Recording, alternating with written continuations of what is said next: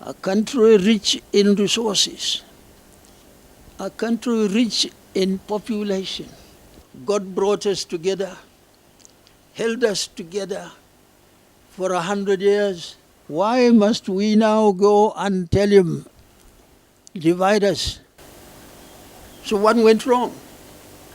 Whatever religion whoever belongs to, turn to God. God says, live in peace.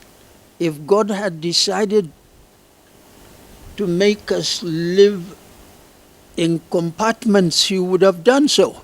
But in his infinite mercies, he wanted us to live together.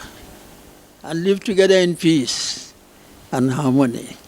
And live together in love. Words of our elders are words of wisdom.